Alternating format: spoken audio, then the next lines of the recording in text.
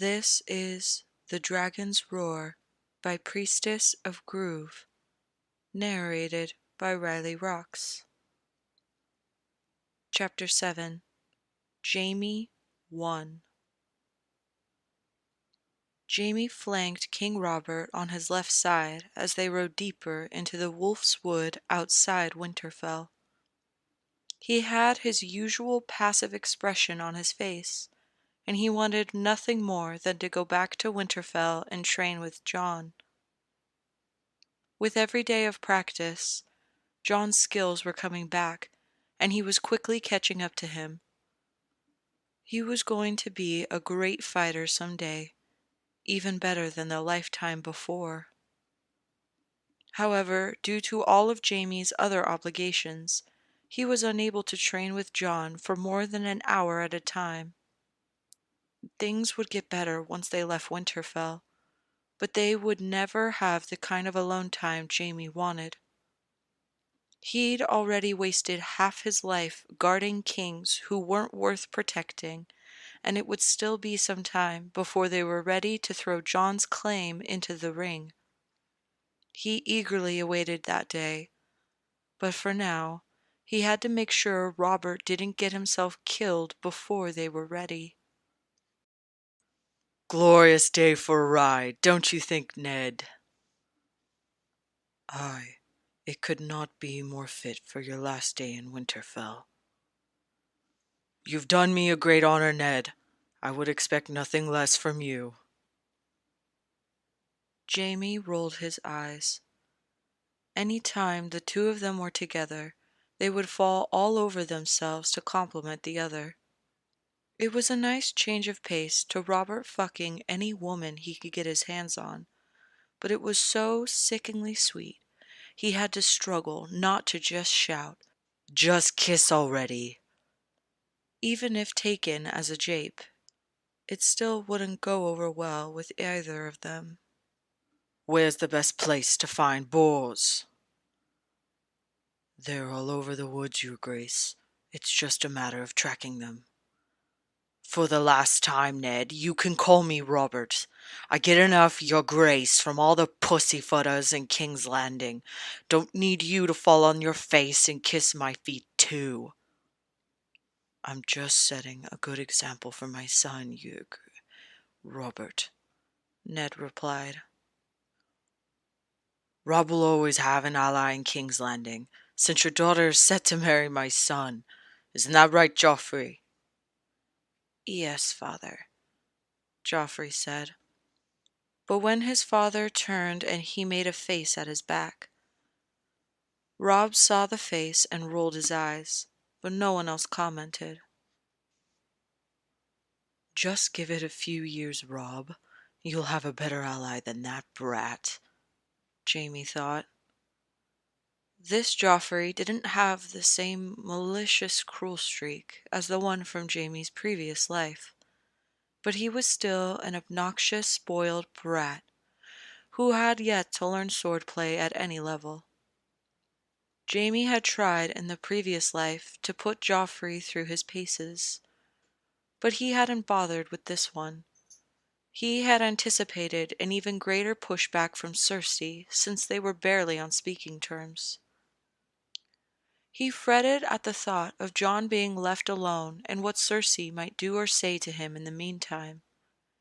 He was a capable man, but she was vindictive, and he would not put it past Cersei to stoop to the lowest level to hurt Jon and, by extension, him. It was important that Jon stay in Winterfell, though. He had to make sure Bran didn't climb the broken tower. Since he'd been a threat in the tower the last time, Jaime wasn't sure how long he had to wait before he could breathe easy. But if he remembered correctly, the hunting party had barely been gone when he'd thrown Bran off the tower. They'd already been riding for some time, and they had yet to hear the panicked staccato of hooves and of a messenger bringing them back. Even so, his back was so tight from the tension, he was certain his tendons could be played like strings on a lute. Well now, King Robert said quietly, and reined in his horse. "Look at the rack on that bull." "Most impressive, Robert. But I thought we were hunting boar," Ned asked. "Enough time for that. Joffrey, come up here, son. Make your old man proud." Joffrey puffed up and booted his horse closer to his father, the hound once more following closely behind him. Joffrey lined up the shot on the crossbow, but it shook in his hand as he leveled it. "Keep it steady, boy, or it'll go wide." "I'm trying." The crossbow released and the bolt went flying, clattering into the buck's antlers. It bellowed and dashed off into the trees, and there was a release of breath from everyone. A few in frustration, and in Jamie's case, he was trying to keep from laughing at his nephew's incompetence.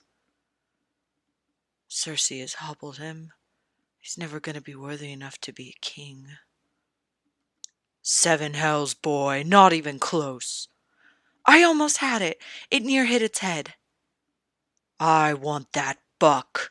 Let's go," Robert said, booting his horse again, and everyone continued trotting off. Joffrey fell back from his father and pouted, but no one bothered to try and cheer him up. They took the horses more slowly as Robert searched for his target, and Jamie was abruptly reminded of the life before when, for a few years or so, he had the ability to see sounds. Even for creatures that made almost no sound, hunting then, which would be touch and go, suddenly became bountiful because he could scrounge up creatures that were hidden. For a short period of time, he was a hero, and the North praised him for his prowess. But then he'd learn of Brienne's death and lost almost all will to live. His heart retched painfully, just thinking about her, and he grimaced. The only reason why he ate the food that Tyrion gave him, and even participated in training and fighting, was because he knew Brienne would never forgive him if he just gave up on saving the world. He had ensured that the Night King had fallen and his misery had ended at the same time, until he had awakened back in his younger body on the day of Cersei's wedding. He had been so confused and frightened. He wasn't sure how he'd managed to make it through the wedding ceremony. Everywhere around him, he saw ghosts. So many people who were supposed to be dead, but were back to enjoying the wedding day as they had before. Sir Barristan had asked him if he was ill, because he was pale and sweating. "The sun. I haven't seen the sun in months," he thought, and he relished the way the light fell on him and heated his skin. He had been living in the cold for so long that he never thought he would be warm again. He never wanted to leave its warm embrace. The first few months back in his younger body had been the most tumultuous of his life, aside from the long night. His fighting skills had been sloppy with the return of his hand, and his instincts were backwards. Sir Barristan had been really concerned then. Cersei had harangued him for acting odd and for also refusing to fuck her. Robert had been more unbearable than normal in his relentless use of the nickname Kingslayer. His own Lord Father had lectured him every day while he struggled to piece things back together. The nightmares were the worst. Every night he dreamed of icy blue eyes, cold and dead things grabbing him, the grating sound of bones snapping as he struggled to get out of their reach before they dragged him down into a deep, dark cave where they began to feast on his flesh while he was still living. Other nights he dreamed of Brienne's death, and even sometimes Podrick's. At the same time, it was only himself, Sir Barristan Selmy, and Sir Mandon Moore who were guarding the king. The other 4 had yet to be chosen, so they had to pull long shifts. At one point, the king gave them all the night off and had half a dozen guards at his door and the queen's. Mandan came very close to beating him up that night when he screamed, loud enough to wake everyone in the White Tower. Only Sir Barristan had stood in his way. Even for all of Sir Barristan's disappointment at his slaying of the king, he had a rather fatherly concern regarding Jaime. He had, after all, known him since he was a squire.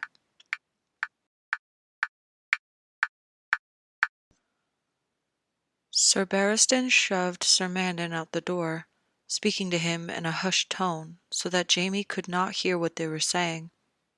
Once closed, Barristan turned the lock and walked back over to the bed, staring down at him with a pensive look. Jaime was sitting on his bed, soaked in a cold sweat and shivering uncontrollably after screaming himself hoarse. In that dream, he had failed to save Brienne, and then he had failed to save himself as he suffocated under the sheer weight of the undead that had piled atop him. What has gotten into you? It's nothing. It was just a dream, Jaime rasped out. Are you sure? I've never seen a mere dream affect you in this way. What was it about? I died, all right. I dreamt of my death. What kind of death? A burning death, Jaime grumbled. He'd had those nightmares too, long before he had slain the Mad King. We heard you shouting a name. Brienne, who is that? I don't know a Brienne. Barristan frowned. I knew a Brienne of House Rollingford, but she's older than me and likely dead by now. I don't even know of a House Rollingford. It would have died with her, not sure she ever married. Jaime rolled his eyes and shook his head, though he refused to meet Barristan's gaze. The old man wasn't pleased at being ignored, and he said, Do you need to take a leave of absence? There's already few enough Kingsguard as it is. I'll be fine. You haven't been the same since the king married your sister. You barely speak to anyone. Your nightmares are worse, and your eyes. What about my eyes? I look into your eyes, and I see someone who has seen greater carnage than anyone else, who knows a greater fear than the human mind was meant to encounter. It unnerved him how close Barristan had come to hitting the mark. You weren't there at the end. You don't know what I saw, Jaime said, all emotion gone from his voice, and his eyes were like chips of stone, cold and hard. I'd like to go back to sleep. I apologize for bothering you and Sir Mandan. Sir Barristan grimaced, but let him be. Jaime followed him to the door and re-locked it once he left.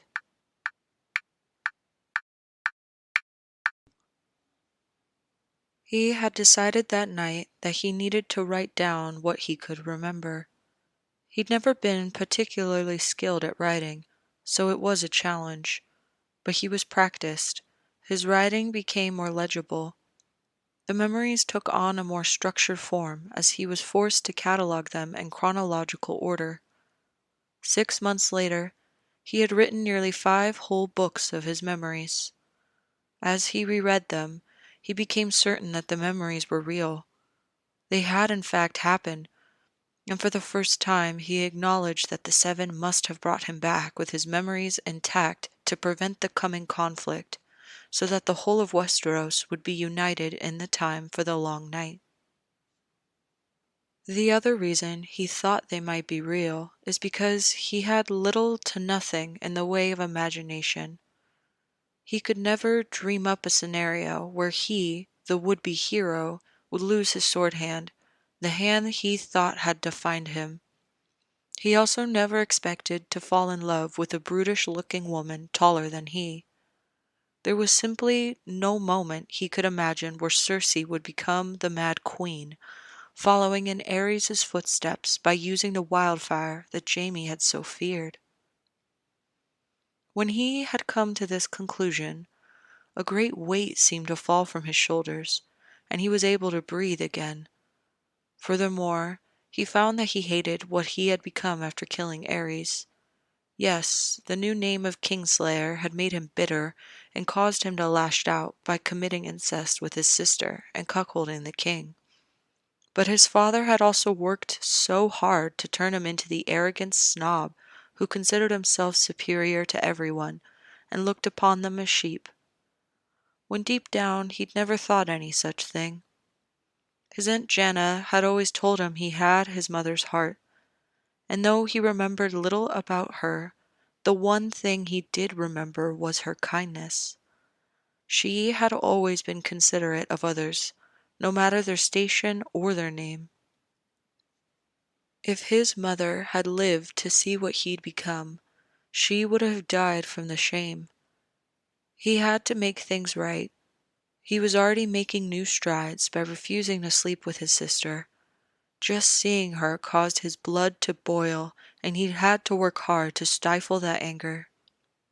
He also decided his hair had to go. He'd only kept it long for his sister, but it was insufferable in the heat of the summer. So at the first opportunity, he'd gone to the palace barber and instructed him to shear it to the short haircut he remembered. He had taken great pleasure at the expression of horror that befell his sister when she saw him for the first time with his new haircut. With his old memories organized and his new purpose discovered, a peace of mind Jaime had never known had descended on him for a time. Sir Barristan had been puzzled at his turnaround, but didn't question it since they could all sleep through the night now. Everything had been fine for a time, until he realized he was going to spend the rest of his natural life guarding a king and a queen whom he despised. After years of the same routine, day in and day out, the same abuse from both of them, he decided he'd be doing the world a favor by killing himself. Then the gods had turned him around with a new hope that he might actually serve a worthy king once more, and that hope had sustained him until now. A snapping of twigs to his left brought him out of his reverie, but he could see nothing through the thick brush. He glanced at all the other people in the party, but none of them gave any indication that they'd heard anything. When it didn't come again, he shrugged it off and refocused on the hunt, though nothing of interest was happening. "There it is," King Robert hissed. "Rob, you take a crack at it this time." "But father," Joffrey cried out, and everyone shushed him as he spoke a little too loud. King Robert glared at him. "You already had your chance. It's Rob's turn. Make your father proud, son." Rob somehow sauntered forward on a horse and pulled out a bow and arrow. His hands were steady and his breathing even as he pulled back the arrow. Quiet descended on the group as they waited with bated breath. The arrow left his bow with a small twang, and the animal screeched in pain. "Beautiful shot, Rob," The king roared, and he booted his horse closer. "Good work, son." Rob beamed at his father. Jaime finally laid eyes on the animal, and he had to admit that it was impressive with what looked to be a 16-point rack. The arrow Rob had used had dug deep into its neck, and it had collapsed to the forest floor as its lifeblood pooled on the ground. "We'll eat well tonight." Rob jumped off his horse and strutted over to the elk, pulled out a hunting knife, and ended its life more swiftly by jabbing it in the side where its heart should be. Suddenly, a big, bellowing grumble reached their ears, and they all looked around. "Rob!" Ned hissed at him. His son was just starting to hurry back over to his horse when a giant bear stumbled out of the undergrowth. It was easily twice the size of the grizzly that Brienne had been forced to duel, and it loomed over Rob and roared. Jamie didn't even think. He kicked his horse and urged it forward, coming between the stark air and the bear. He pulled out his sword to menace the bear, but his horse screamed and reared. His boots slipped out of the stirrups, and he was dumped onto his back in front of the bear. The horse took off at a gallop, disappearing into the forest. "Rob, Sir Jamie!" Ned Stark shouted. He seemed torn about what to do, but then grabbed for a bow and arrow. Jamie leapt to his feet and said, "Get out of here, boy. This isn't a fight for you." "But—" "Go."